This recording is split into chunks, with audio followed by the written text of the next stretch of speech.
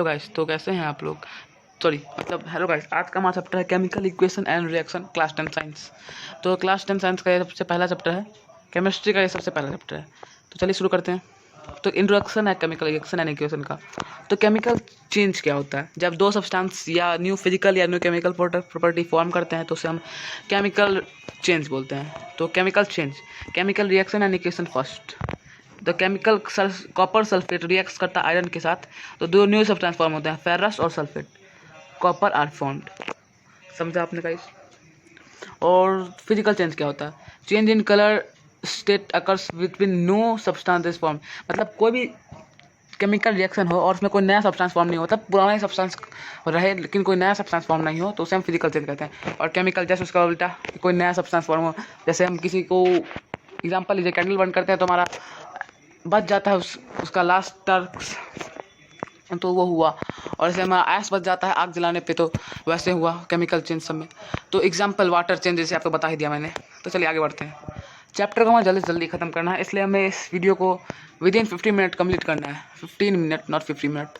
Observation that help determine a chemical reaction guys होते हैं evolution of gas.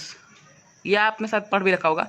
Evolution of gas first होता है, second होता है चेंज इन टेम्परेचर, थर्ड होता है आपका फॉर्मेशन ऑफ प्रेसिपिटेट, और फिफ्थ होता है आपका चेंज इन कलर, और फिफ्थ चेंज इन स्टेट। तो इतने होते हैं गाइस। इसके बाद में आगे चैप्टर में बात करते जाएंगे। अरे चैप्टर लेक्चर लंबी होने वाली है, इसलिए थोड़ा सा वेट कीजिएगा। तो chemical reaction are chemical changes in which reactants form transform into products by making breaking up bonds.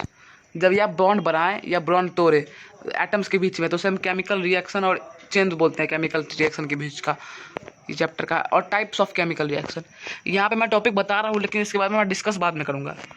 देखिए, taking into consideration different factors chemical reaction and grouped into multiple categories. आपने चार ही पढ़ा होगा यहाँ पे, आप गौर कीजिएगा, आपने चार ही पढ़ा होगा, combination, decomposition, single displacement and double displacement. और ये सब आपने भी नहीं पढ़ा होगा, तो मैं अभी आपको पूरा नहीं पढ़ाऊंगा, मैं भी आपको यहीं तक पढ़ाऊंगा, रिडॉक्स तक। और एक्सोथर्मिक इंडोथर्मिक आपको बाद का टॉपिक आपको याद होगा, तो वो भी इसमें इसी में दिया हुआ है, तो मैं बता रहा हूँ। फर्स्ट होगा combination reaction, second decomposition, third displacement, single displacement, double displacement, redox, exothermic, endothermic, precipitation, neutralisation. और गाइस इसके बाद होगा हमारा टॉपिक तो word equation, chemical reaction and उसके वर्ड इक्वेशन क्या, word equation chemical equation express किया जाता है रेदर देन केमिकल फार्मूला करके, क्योंकि ये वर्ड में उसको एक्सप्रेस किया जाता है। केमिकल फार्मूला लिखना बहुत इजी नहीं होता ना, इसलिए वर्ड में बहुत यूज़ होते हैं, और यहाँ पे वर्ड्स में भी यूज़ होते हैं और केमिकल फार्मूला भी यूज़ होते हैं। कोई टफ नहीं है यार, प्रेडिक्टेबल याद है आपको तो कोई दिक्कत नहीं है। वैसे 30 तक तो याद रहना चाहिए। जैसे sodium plus chloride equals to sodium chloride, ऐसे Na+Cl इक्वल NaCl, वैसा ही इसका मतलब हुआ सोडियम क्लोराइड, सबको पता है। तो guys symbol of element of their valencies, valency के हिसाब से, जैसे 2 लेटर का एटॉमिक है तो उसका एब्रिविएट नेम होगा valency of combining capacity of an element. It can be considered as the number of electron lost, gain और शेयर्ड। मतलब कोई भी इलेक्ट्रॉन कितना नंबर ऑफ शेयर्ड हुआ, कितना गेन हुआ, कितना लॉस हुआ, कितना कंबाइंड हुआ, और उसे फॉर्म करके एक मॉलिक्यूल बनाया एटम से, उसी को वैलेंसीज बोलते हैं। कितना गेन, कितना लॉस, कितना कंबाइंड और कितना शेयर किया, उसी को जोड़ के जो होता है भाई मॉलिक्यूल बनाते हैं, तो उसे वैलेंसीज कहते हैं। वैलेंसी डिफर करते हैं, पता ही है आपको। तो आगे अगले टॉपिक का, तो राइट कैसे करते हैं केमिकल फार्मूला को, केमिकल इक्वेशन को। तो रिप्रेजेंटेशन ऑफ केमिकल इक्वेशन और फार्मूला होता है, जैसे आपको अगर सॉलिड के लिए लिखना है तो आपको S लिखना है, पता है आपको, और आपको लिक्विड के लिए लिखना है तो L लिखना है, आपको अगर गैस के लिए लिखना है तो G लिखना है, और एक्वस सॉल्यूशन के लिए Q, तो पता ही है, आई थिंक आपको ये सब पता ही होगा। और गैस, हाँ गैस प्रोड्यूस होते हैं तो आपको अपर साइन देना है, गैस प्रोड्यूस होने पे आपको अपर साइन देना है गाइस। गैस प्रोड्यूस हो तो आपको अपर साइन देना है, और गैस अगर प्रोड्यूस नहीं हो तो आपको डाउन साइन देना है, समझ गए? ओके, तो आगे बढ़ते हैं। तो बैलेंसिंग ऑफ केमिकल रिएक्शन, ये क्या होता है? तो कन्वर्जन ऑफ मास, सबसे पहले बैलेंसिंग का नाम ही आता है, आप समझ लीजिए, कन्वर्जन ऑफ मास कि matter can neither be created not be destroyed. तो guys balancing of equation, conversion of mass, आपको मैं सॉरी एक सेकंड, हाँ, तो कन्वर्जन ऑफ मास में तो आपको बता दिया matter can neither be created not be destroyed. तो उसी में आपको आगे बढ़ना है। वेट, ये क्या हो रहा है? ओ भाई, एक सेकंड, हाँ, तो matter can neither be destroyed not be created. तो इन अदर वर्ड्स बोल सकते हैं वैसे मैटर जो होता है प्रोडक्ट्स फॉर्म करता है केमिकल रिएक्शन का equal total mass of participated chemical reaction. Not total mass को इक्वल कर देता है वो, मतलब वो क्रिएट हो नहीं सकता और डिस्ट्रॉय नहीं हो सकता, तो इक्वल ही करेगा टोटल मास को, इक्वली डिस्ट्रीब्यूट करता है। तो बैलेंस केमिकल इक्वेशन क्या होता है? A chemical reaction in which number of atoms present in reactant side is equal to the product side. मतलब जैसे मैथ में पढ़ते हैं LHS इक्वल टू RHS, यहाँ भी वही है। अगर वहाँ का सेम है नंबर ऑफ इलेक्ट्रॉन तो यहाँ भी नंबर ऑफ इलेक्ट्रॉन सेम रहना चाहिए, तब आपका वो बैलेंस हो जाएगा।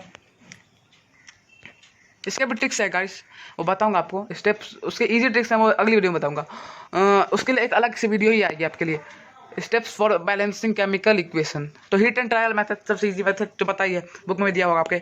While balancing chemical equation compound and molecule found, उसका कोफिशिएंट निकाल के उसे मतलब आपको एग्जांपल भी मैं अगले वीडियो में उस वीडियो में बताऊंगा। उस वीडियो में आपको बैलेंसिंग के पूरे तरीके से बता दूंगा, so that number of items of same etch have chemical equations. तो गाइस आते हैं अगले पे, shortcut of technique of balancing of chemical reaction. ये नेक्स्ट वीडियो में मैंने बोल दिया, वैसे भी आपको नेक्स्ट वीडियो में मैं इस एक वीडियो ही ला रहा हूँ बैलेंसिंग पे, समझ जाइएगा इस। हाँ तो मैंने आपको बोला था शुरुआत में कि इसके बारे में हम बात कर रहे हैं, लेकिन बात करेंगे लास्ट चैप्टर में। तो types of chemical reaction, first है guys chemical combination reaction, second decomposition. आपने 4 के बारे में पढ़ा होगा, आपने पढ़ा तो होगा इन 4 के बारे में, क्या कम्बिनेशन डिकम्पोजिशन, आपने इतना ही पढ़ा होगा गाइस, मैं जानता हूँ। और इसे आप इसमें नहीं मानते होंगे, इसे आप बुक्स की अदर टॉपिक्स में मानते हैं, बुक्स के बारे में, तो बुक्स के अलग टॉपिक में है। तो गाइस बात में बात करता हूँ।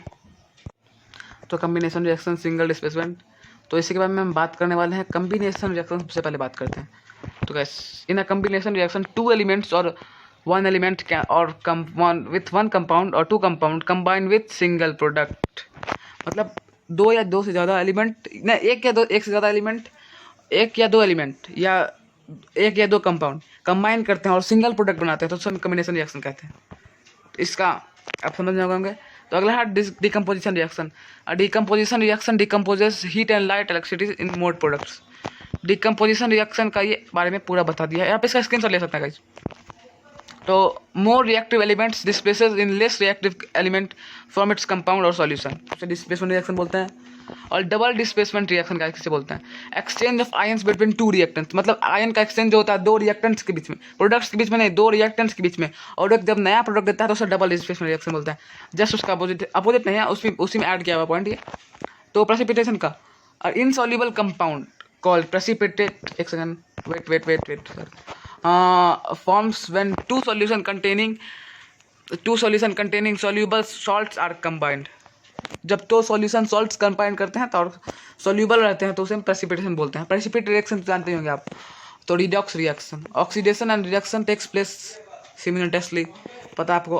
ऑक्सीडेशन में होता है substance loses electrons and gains oxygen और लूजेस,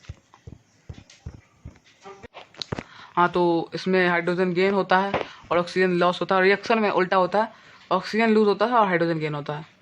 और ऑक्सीडेशन एजेंट में होता है another substance cell gets reduced और इसमें सेल्फ गेट्स ऑक्सीडाइज। दोनों उल्टा है, एक याद कर लीजिएगा, 2 से याद हो जाएगा आपको। तो एक्सोथर्मिक एंड इंडोथर्मिक, हीट इसमें इन्वॉल्व होता है रिएक्शन में, और most of combination reaction are exothermic, इसमें हीट रिक्वायर्ड नहीं होता है। और इसमें most of decomposition reaction are endothermic. ये बहुत इंपॉर्टेंट पॉइंट है कि आपको एक्सोथर्मिक रिएक्शन क्या होता है, एंडोथर्मिक रिएक्शन क्या होता है।